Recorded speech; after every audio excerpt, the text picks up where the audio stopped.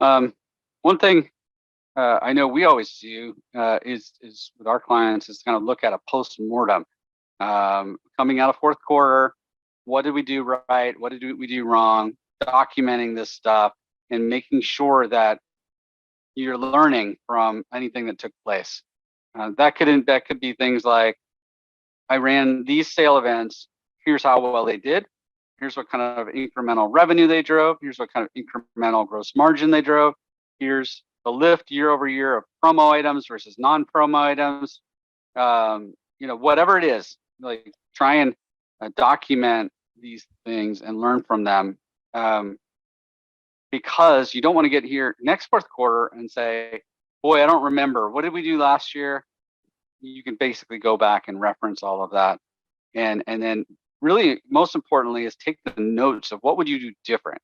I really wish I would have started that promotion earlier, or I would have tried to drive advertising earlier to get better ranking ahead of the promotional event, like a Prime Day or a Black Friday or whatever. That could be a note, of a learning. It could be that I didn't start my experiments soon enough, and I still wasn't sure if my 2 iterations of content were, which one was going to be the winner.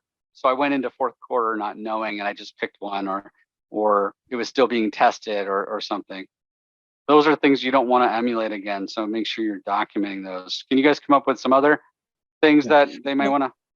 Even little things like make sure you knew what your bestseller ranking was before the holidays, where it was after the holidays, and know what it was. Maybe you didn't do this last year, but if you record this stuff now, you'll be able to compare yourself year over year data there. That's one of the big things we always look at, is year over year there. And you can pull the reports. You can, go to business reports and pull your sales from Amazon. That's great.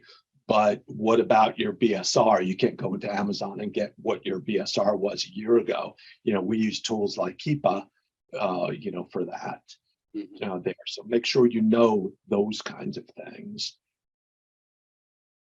And I've run experiments with clients, throughout the year. I mean, we know, client by client, it's always different, but we know, what gets a better result with a coupon, a percentage off or a dollar amount off, and then what percentage off works the best. And so we've tested those things throughout the year. And then, does seasonality impact the performance of that coupon as well? And, what happens when we do, slash through pricing by, what if we stair step the price up over a time frame and then do a sale price? And then what happens if we combine the sale price with the coupon and those kinds of things? Because we look at the performance and the conversion rate on advertising at the same time, and then we'll also look at what does it do for our rank as well too, so that, like you were saying, Steve, you can prepare more for the seasonality, get the rank up, and basically strategically use these tactics in the right way to get the best performance whenever it's needed. Yep, absolutely. Yep. The key is everybody's situation is different, but you don't want to be learning over again and making the same mistakes over again. So documentation, analysis, all of that is so critical. Speaking of A/B experiments, unless you were going to say something else, Robert? Well, no, the sort of yes, and this is yes about holidays, but just in general. One of the things, and Steve, you'll remember this working at Amazon there, is Amazon says we don't worry about our competitors. We pay attention to them, but we don't worry about them. We know that we put in the right inputs. And if we do the right inputs, we don't have to worry about the outputs. The outputs will just happen correctly there. So it's all about those inputs. And it's those little tiny things that sometimes make the difference. You've got consumers who are between your item and somebody else's item. Don't worry about, you want to know who your competitors are, but don't worry about that. Just make sure that your stuff is exactly how it should be. The I's are dotted, the T's are crossed all that kind of thing. That's one of the big things we learned at working at Amazon was make sure you have the inputs all correct and the outputs will just happen. Yeah, absolutely. And by the way, speaking of making sure we have things correct, and we're just talking about A/B experiments, that is something that I'm a big fan of doing in Q1. Like you just came out of Q4, everybody kind of got on their A game before fourth quarter. Now it's kind of a new standard. What you did, I see this all the time. We were the leader in the category. We had the best images, best content. Now all these other brands are popping up and they're basically looking just like us. Yes, because what's basically you set a new high standard. You set the bar higher, and now it's Amazon. Everybody that's starting in your category, it's now starting to compete against you, is essentially copying what you did, saying, "Wow, they're driving a lot of revenue. Let's use their listing as a starting place," but then they're tweaking it. They're making it a little better. And if you're not doing those things, you're actually falling more behind. Everybody else is starting to look better and better. And I've seen that time and time again where brands, they don't look in the rearview mirror. So although we want to be really focused intently on the customer, know that your competitors, they're right behind you. And in some cases now they're in front of you. So basically look at it with a critical eye once again and say, on this search result page, are my main images really compelling? Do they pop? Do they stand out from everybody else? Is the A+ content really optimized for conversion? Am I telling them everything they need to know to help them make a quick, instantaneous decision almost within a matter of seconds that, man, this is exactly what I want to buy. I want to move forward.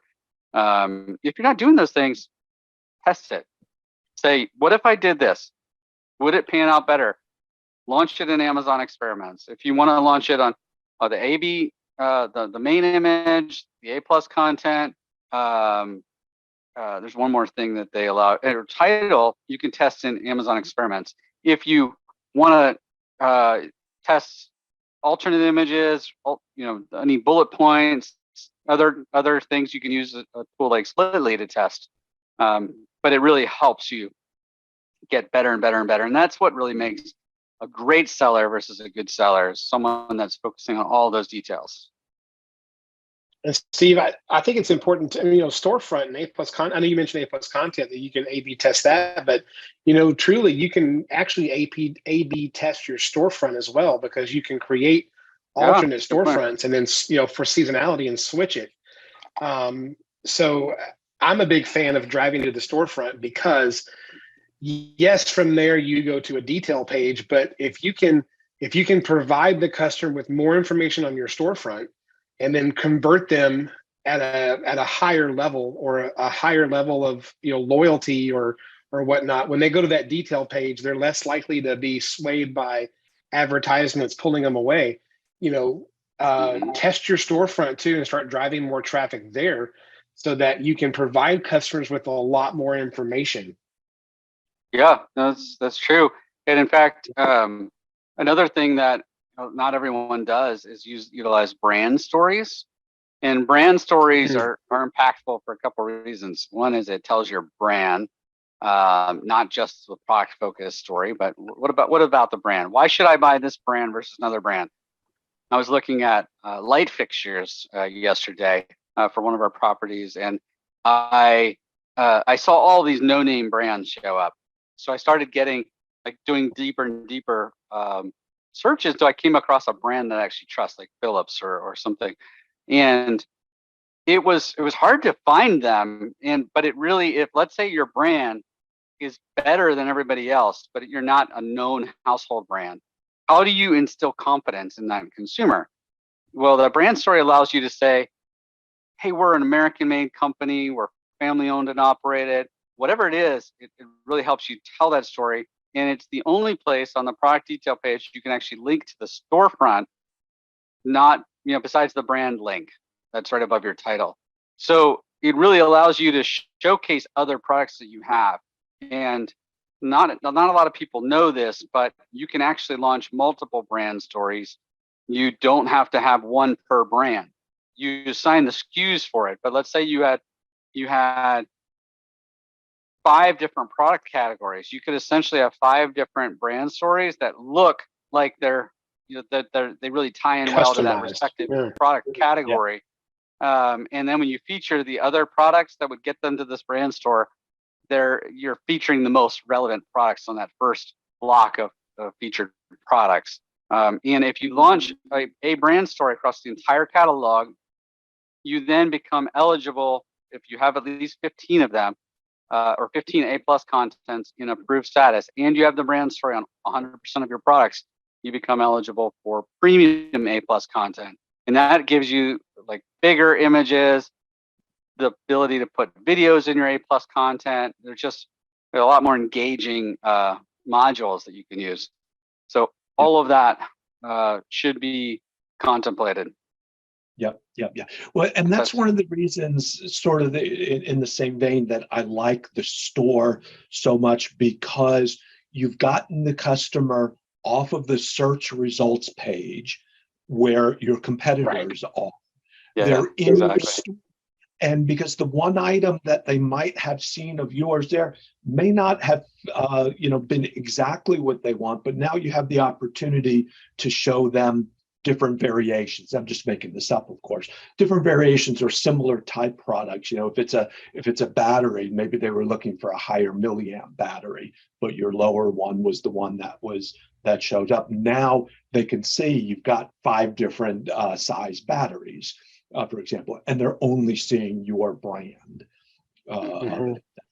You've eliminated the competition at that point.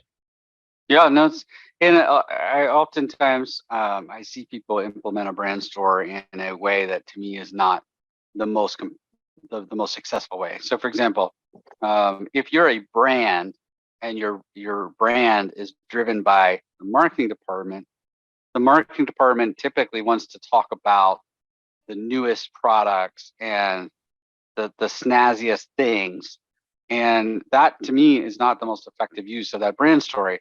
Because if you get there and you see all these new products and you see these flashy things that are really exciting for the customer that knows your brand, that may not be the customer that is going there. The most common, in my opinion, this is somewhat anecdotal, is the most common reason people click into the brand store is to see what else do they sell and who is this brand and who is this brand.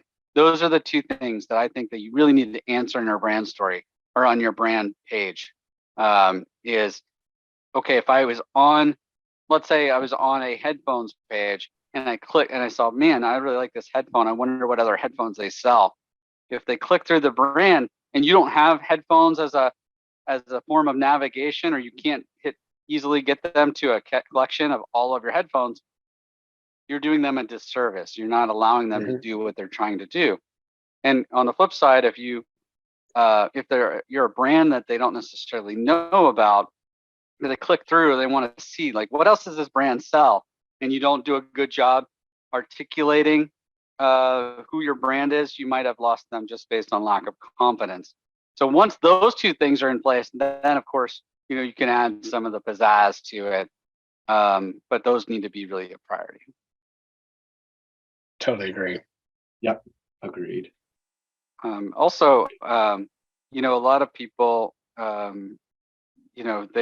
they probably don't drive enough business to the brand story or the brand page also, because again, Google, for example, it's a great place to land customers that are searching for your brand name, and organically, a lot of times you'll get there, but those that gives you a lot of great insight as a brand story. It's almost like an e-commerce website. You can see a lot of the details on the traffic that came, where the traffic came from.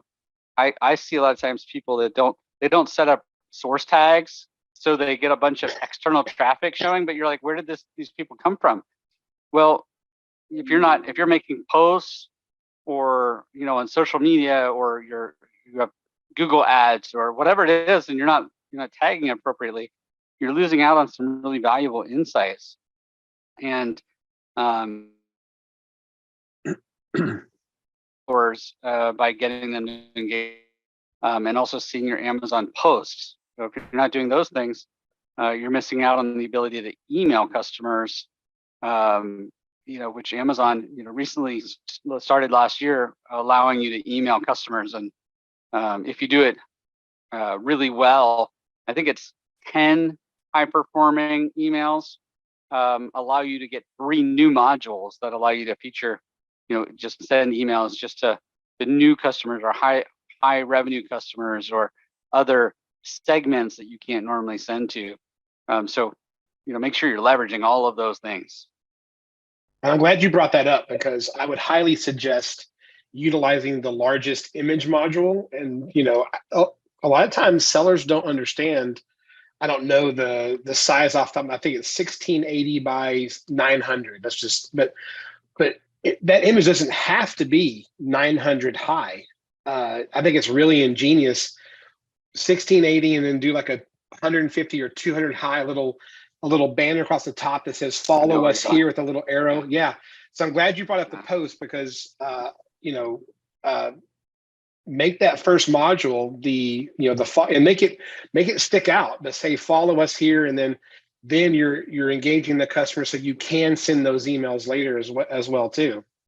Yeah, I love that tactic, and I think that the follow button just gets overlooked too often. So you're kind of bringing it to their attention, especially if you have a good call to action, like follow us to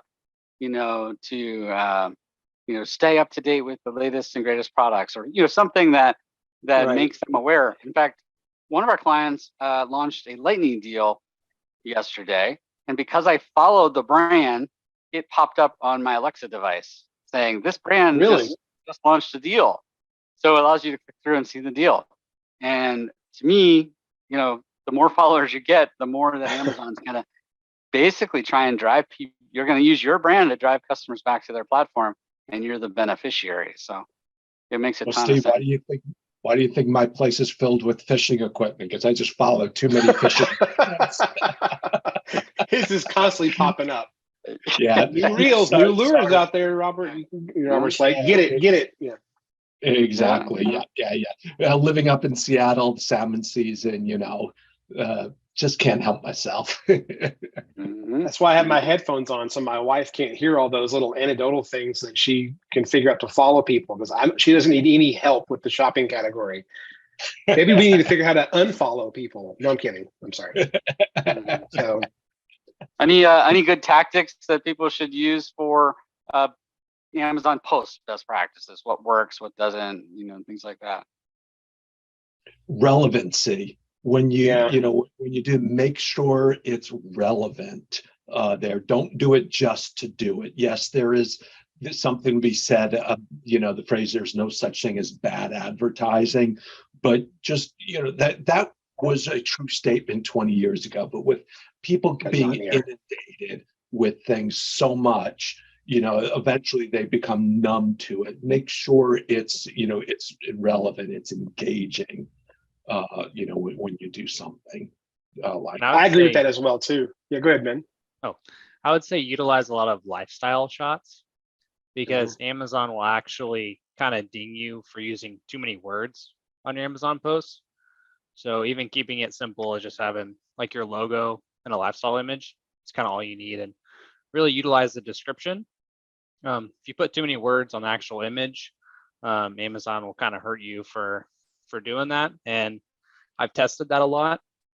And, for something where it's a lifestyle image, it'll get 8,000 views.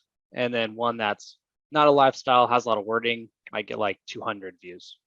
So it makes a pretty big difference. Yeah. Something that I encourage my clients to do is if they've got an active Instagram or Pinterest account, pay attention to how many likes and how many, to your insights on Instagram. And if something got really good, traction, make sure that you look at what was different with, post before and after, or that post, and try to, one, move that to Amazon for sure, because it was a good post on Instagram or Pinterest, but also look to see why customers engage with that more. If there's something that you did different, Ben, like you were saying, if you're using a lifestyle and a simple logo and that got more traction, then 100% move that to Amazon, but always test. And consider that your audience may be a little bit different. So, look at your insights on Amazon as well too, and compare the two. Yeah, I think my general rule of thumb is you just can't have enough Amazon posts, in my opinion, because Amazon keeps recycling Agreed. them, and you can always pull them down if they don't perform well. So if you're going to post something on Instagram or Facebook, just go ahead and post it on Amazon as well. Obviously, tweak it to be appropriate for Amazon wherever you need to, but you just make sure that you're constantly engaging there and learning and adapting, and the callouts that Ben mentioned are things you wouldn't know unless you're actually analyzing the results and saying what actually performed, what didn't. And I think it's also relevant what tags are we going to put on this product as far as telling Amazon what is the relevancy, because the key about Amazon posts is your product page is going to fill up with Amazon posts whether it's yours or not. But your competitors are as well. So if you're making more posts than your competitors, Amazon's constantly wanting to get fresh data or fresh posts out there for people to engage with. You have a better chance, in my opinion, of getting your product on your competitor's page. Especially now they're starting to feature on desktop view. That makes posts, I think, even more valuable.